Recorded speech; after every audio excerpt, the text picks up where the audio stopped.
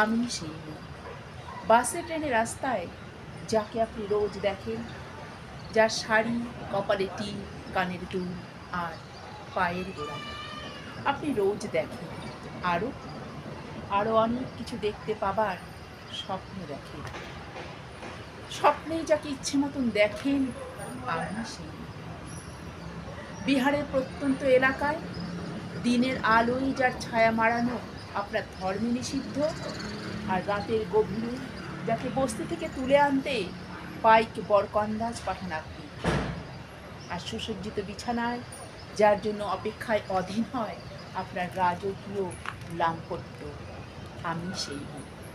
আসামের চা বাগানের ঝুপড়ি কামিন বস্তি থেকে যাকে আপনি নিয়ে যেতে চান সাহেবি বাংলোয় মধ্যরাতে, ফায়ারপ্লেসের ঝলসে ওঠা আলোয় মোদির চোখে দেখতে চান যার অনাবৃত শরীর, আমি সেই মেয়ে।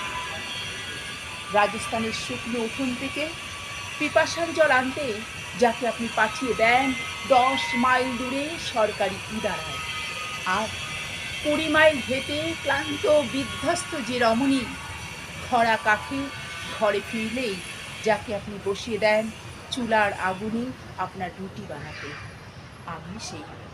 আমি সেই মেয়ে যাকে নিয়ে আপনি মগ্ন হতে চান ভিক্টোরিয়ার সবুজে কিংবা সিনেমা হলের নীল অন্ধকারে, যার চোখে আপনি এঁকে দিতে চান ছোটা স্বপ্নের কাজল, আর ফুরিয়ে যাওয়া সিগারেটের প্যাকেটের মতো যাকে পথের পাশে ছুঁড়ে ফেলে দিয়ে আপনার ফুল সাজানো সুসজ্জিত গাড়ি এগিয়ে চলে শহরের পথে।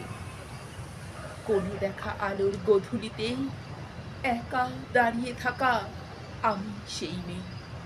আমি সেই মেয়ে। এমনকি দেবতারাও যাকে ক্ষমা করেন না অহংকার আর শক্তির দম্ভে, যার গর্ভে রেখে দিয়ে যান কুমারীর অপবাদ। চোখের জলে কুন্তি হয়ে নদীর জলে বিসর্জন দিতে হয় কর্ণকে, আত্মজকে, আমি সেই মেয়ে। আমি সেই মেয়ে। সংসারের অসময়ে আমি ভরসা। আমার ছাত্র পড়ানোর টাকায় মায়ের ওষুধ কেনা হয়, আমার বাড়তি রোজগারে ভাইয়ের বই কেনা হয়। প্রবল বৃষ্টিতে ভিজতে থাকে আমার সারা শরীর, কালো আকাশ মাথায় নিয়ে আমি ছাতা হয়ে থাকি। ছাতার নিচে